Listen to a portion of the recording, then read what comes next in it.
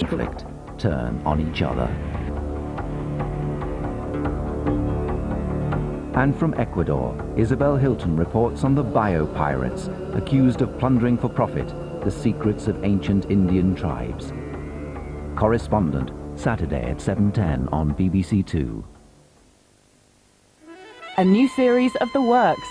In 1996, Venice's fabulous opera house La Fenice was burnt to the ground. But was it an accident or a mafia vendetta? Jean-Dominique Bauby was the editor of Elle when he suffered a paralysing stroke. With incredible will, he dictated a literary masterpiece by fluttering his left eyelid. Brilliant and original.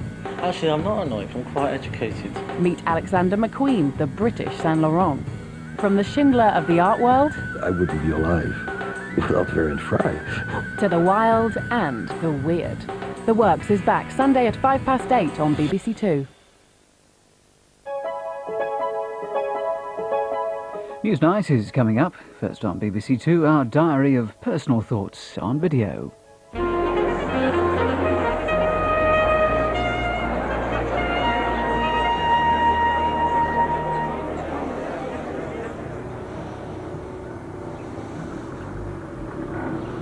Behind me is what used to be the village stores, an off licence. It doesn't exist anymore. Big business, big supermarkets, and a market economy that squeezes out the little man and crucifies any sort of community that might have existed. The American way, shopping malls take preference now over the small village store. It's a Sunday morning opening of supermarkets and that sort of thing. That also helped to crucify little shops like that place. For the good of all, I think probably Sunday morning opening was a reasonable thing. But Sunday morning opening and the big supermarkets together and this continual need and desire for the success of the marketplace and that political dogma of wanting big business to succeed always, sort of sod the little man while the big company can succeed. There's something wrong with that.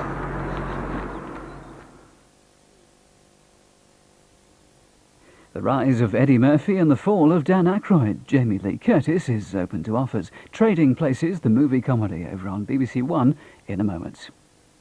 The art of the short story writer celebrated in 45 minutes here on BBC Two as Bookmark pays tribute to one of the greats, V.S. Pritchett.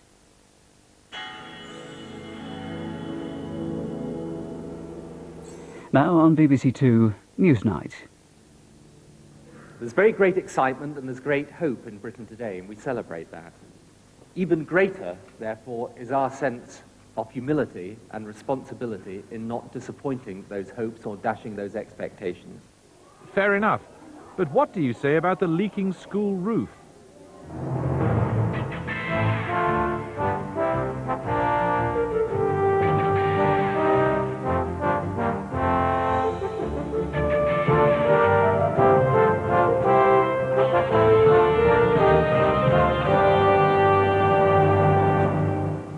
Good evening. No one can question the authority of the Labour government's mandate from the British people, but can the enthusiasm which swept the party to power be satisfied? It's our people who've put them there, and we need, a little bit of payback, I think. Not the masters, but the people's servants, said the new Prime Minister, turning on its head Labour's triumphalist claim of 1945. We'll explore the beliefs of this unprecedented force in British politics. I'll be suggesting to Labour's new Special Advisor on Education that it might have been better not to have adopted the Tories' spending plans. The last of the Royal Navy's operations in Hong Kong as Britain withdraws from its last naval base in Asia. As the Royal Navy ends more than 150 years of operations here, I'll be looking at whether smuggling and piracy will increase in its absence from the South China Seas, and asking whether Britain still has a military role in the Far East. The Irish Prime Minister comes to Britain to speak of a possible historic breakthrough in Northern Ireland. I'll be asking him how he can be so confident when the election shows such support for the IRA's political wing. So much was familiar, so much utterly different when the House of Commons reassembled today after last week's clear-out. Betty Boothroyd was recrowned Speaker, Tories and Labour swapped sides, and dozens of eager new MPs found they'd nowhere to sit. The Labour Party is still floating on a cloud of euphoria. Mark Mardell watched Tony Blair meet his new MPs.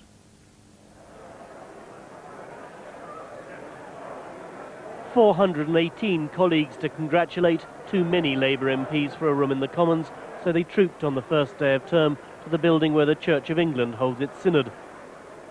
5 days have passed since victory, but among Labour MPs and workers, the sense of exultation is still almost tangible. They can still hardly believe that it's not just a glorious dream. The new title's deliciously unfamiliar. Someone said to me, the Deputy Prime Minister wants to speak to you the other day. I thought, what's Michael Heseltine wanting? But on the whole, this was serious stuff. A reminder from the leader that they were all elected on his new Labour ticket. Past Labour leaders have been undermined by charges of betrayal. One definition of new Labour could be a scaling down of dreams, a determination not to disappoint. There is an air, I believe, of optimism, a belief now that things can indeed be better. But I don't think that any of us here mistake or misunderstand the temper of the times. This is not the optimism of grand but ultimately unachievable illusions. This is a realistic age. It's an age where extravagant claims are treated with a raising of the eyebrow and some worldly caution. And entirely right that is. But he said Labour had to be able to point to real, simple changes and say to the voters, we delivered. You did the right thing. It required a leap of faith, you took that leap of faith, and your faith has been repaid. If we can say that at the conclusion of our term of government, then we will earn their trust for further work to make this country great. Thank you. They may applaud this caution and humility, but is it really possible to damp down the huge expectations that have built up over the years? Can we just settle, first of all, the agenda? This is what Labour politics used to be like, and still is at Southwark College in South London, where lecturers are on strike this afternoon. They say 60 staff will lose their jobs when well over £1 million is cut from their budget. What do they make of Mr Blair's words? I think he doesn't want people to expect too much too quickly. And in a way, that's a bit disappointing, because further education is in crisis, it's in tatters from constant year-on-year cuts. At the moment, we need some pretty urgent and specific action from the Labour government. We've put them there. It's our people who've put them there, and we need, you know, a little bit of payback, I think. The Labour government wouldn't deny these pickets have something of a point. Ministers say the Tories have left them a black hole of nearly £70 million in the further education budget. But ministers hope colleges will benefit from their plan to get youngsters off the dole into training funded by the windfall tax. The Labour Party is also setting very stringent spending limits. Gordon Brown is often referred to now as the Iron Chancellor, and many of the people in the teaching profession wonder how much money will actually be set aside from the windfall tax to help sectors like our own. This afternoon, a Labour Prime Minister spoke to the Commons for the first time in 18 years, and this one has made it clear he's not impressed by union demands. But if he's serious that education is his passion, what's he going to do about it? After the euphoria of victory, the hard work starts in the Queen's speech a week today. Mr Blair says at its heart will be David Blunkett's 2 education bills. The first short bill is aimed at cutting class sizes. It'll scrap government funding, which at the moment sends bright pupils to fee-paying schools, the Assisted Places scheme. Getting rid of that will raise £40 million a year. The money will be available by September. The second, more complex bill will be left to the autumn. It's aimed at raising school standards. Among other things, it'll set a new curriculum for teacher training. But will that help schools in Derby? Last year, the County Council asked the Conservative government for £8 million to rebuild schools. They got a tenth of that. Now the city's asking for more than £1 million Otherwise, some buildings will have to close. I hope that the government will fulfil its promises, that they will actually come up with the funding for education. Tony Blair said that his priorities were education, education and education. And education is a very important part of community life. And without that money being spent in schools, the children will not develop in the way that we as teachers hope they will. A Cabinet committee this afternoon, the real Cabinet tomorrow, which will put the finishing touches to the Queen's speech. They were elected partly because they didn't promise too much, but they must now work out how not to deliver too little. Well, one of the changes of the new Labour government is that special advisers, people who have a very, very crucial influence upon policy, are being allowed to speak. And the man who advises David Blunkett, the Education Secretary, is Professor Michael Barber. It was a mistake to stick to the Tory spending plans, wasn't it? Not at all. I mean, there's clearly a whole range of economic and political imperatives that led to that decision, and the tax and spend days have gone. Labour's got very specific proposals for spending on education. They've promised, as the first pledge in the manifesto, to increase the proportion of GNP spent on education over a 5-year period. They've promised a couple of specific costed programmes, such as the shift on the assisted places scheme into reducing class sizes. And on the school buildings point that the man from Derby made, David Blunkett's talked about private-public sector partnerships to get capital spending going in an area which has been historically underinvested in. Yeah, I mean, there was 8 million requested in Derby. What the total estimated cost is something like, what, 3.2 billion or something on school buildings? It's a phenomenal amount of money. Sure, and no government inheriting that building stock can be expected to put all that right in the, you know, by next weekend or the weekend after. It's going to take a generation to put that right. And what's needed is... Generation's usually thought of as 25 years. What's needed is imaginative ways of getting capital money into restoring school buildings and doing that systematically over time. Did I understand you correctly? You're saying it could take 25 years to get school buildings back to scratch? I'm sure a lot of work can be done in the first government or But you're not even going to finish it in the first term? Well, I'm guessing there, but I'm sure that within a 5-year period you can make a lot of progress. What's necessary is imaginative ways of getting that capital done. Not even finished within the first term of a Labour government? If you inherit... I couldn't make any promise on whether you could finish that inside one term. What about the question being raised there by the teachers in further education? You've discovered, what, a £69 million shortfall. How are you going to meet that? There's an inherited hole in the budget there that David Blunkett spoke openly about at the weekend. No one's blaming you for it, of course, because you weren't in government. But Sure. how do you find the money? Well, the ministers, when they've managed to get to understand the state of the budget in full detail, will have to look at how they can handle that inherited situation, and they'll have to look at their priorities, and they'll have to make spending decisions in accordance with those priorities. That means yet more cuts in further education, doesn't it? Not necessarily. I mean, we know that from the windfall tax there will be money coming into the welfare to work programme. Some of that money will go into further education, but the important thing is that's going to help young people between the ages of 16 to 25 get back into work. It's not there to support the further education colleges primarily, it's there to help young people get back into work. Professor Barber, thank you very much. In his church house pep talk, Tony Blair emphasised the need for discipline. It seemed redundant in the euphoria of the moment. But what is this mass of 418 MPs? What do they stand for? And how troublesome could they be if they decide to stick to their beliefs? Krishnan Guru-Murthy has been trying to find out.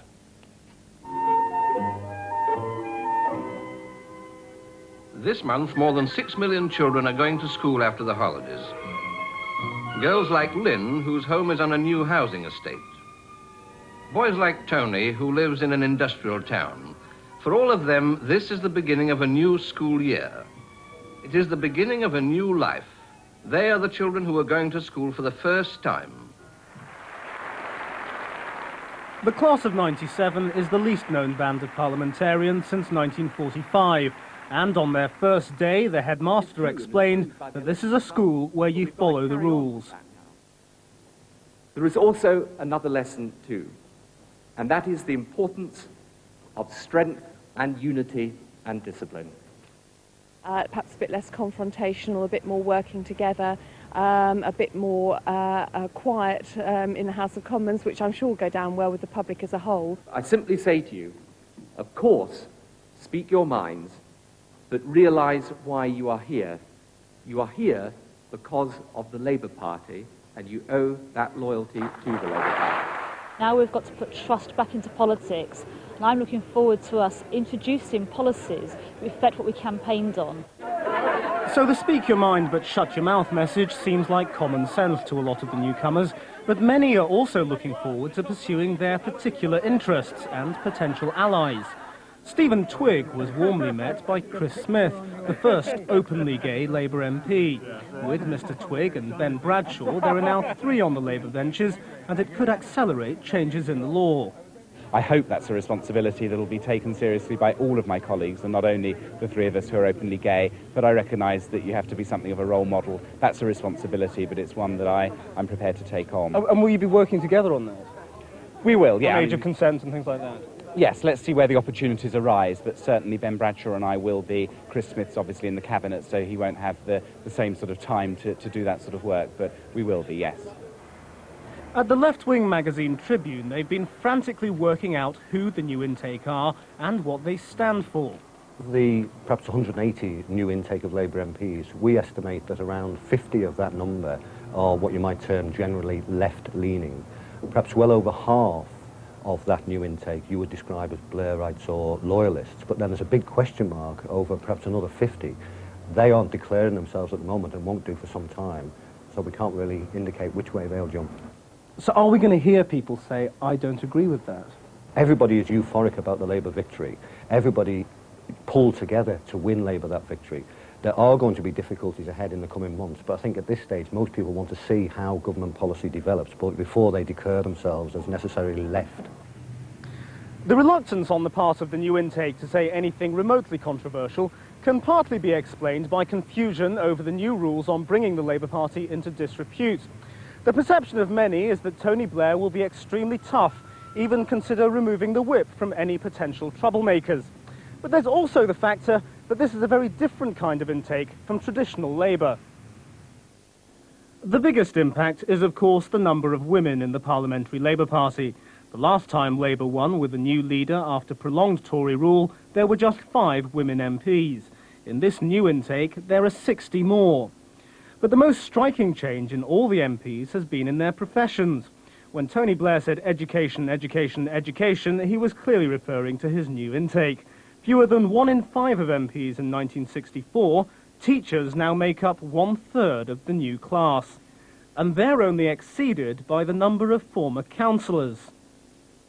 Well, I think what it will mean is that people who have been struggling in local government with not being allowed to build houses, particularly council houses, or been fighting for more funds for schools or for old people's homes, will be bringing a steady pressure on Gordon Brown, who's a rather tight-fisted man, and this will create tension throughout the next Parliament. Tony Coleman and Chris Pond are seeking out their natural allies too. The former chairman and director of the low pay unit will be focusing on the minimum wage and poverty. It's helpful, they believe, that Frank Field, the Social Security Minister, also hailed from the same pressure group. Obviously I come from local government, and I'll be working with colleagues in local government and obviously working with Chris in terms of our shared interest in the low pay unit. So these sort of natural coalitions are almost there at the moment. It's very important, it seems to me, that where people do have some specialist knowledge, they should make use of that, but not try to be a single-person pressure group inside the House of Commons. Amid the usual pomp and splendour, the new intake joined old familiar faces on the benches today, but their memberships are far less conventional. 22 supporters of Greenpeace, 22 of Amnesty International, and several animal welfare group memberships. Angela Smith was campaigns officer for the League Against Cruel Sports. We've always said that the nature of society can be reflected in the way it treats its animals, and a society that doesn't treat animals very well certainly doesn't treat people very well either. So I hope that kind of caring society will be a theme of the Labour government. And have you identified allies in that cause? Absolutely. If all our children are entitled to the same opportunities, why do some children work under conditions that are almost ideal, while others struggle in what those newspaper headlines called slums? Why do we allow... For the class of 97, there are more pressing matters for the moment, like finding a desk. At the moment, I have a cupboard, a very small cupboard here, but that is at least a starting point. But Chris is right, it will take time to actually ensure that the Conservative MPs who are here no longer are moved out, and we can use those offices. That the Commons is different is indisputable. Whether it will seem different is another matter, and who the star pupils are is just as unclear. The most common answer around Westminster today was, it's early days. Well, let's see if we can get any further. Joining us now in the studio, Lorna Fitzsimons, the new MP for Rochdale, and from Cardiff, Rodri Morgan, the MP for Cardiff West, been an MP for about 10 years. You didn't seem to be at that gathering in a church house, Mr. Morgan. You probably saw it on television. What did you make of it? Yes, I saw some of it. I was very pleased to hear that Tony Blair emphasised that people do have the right to speak their mind, but that they owe being there to the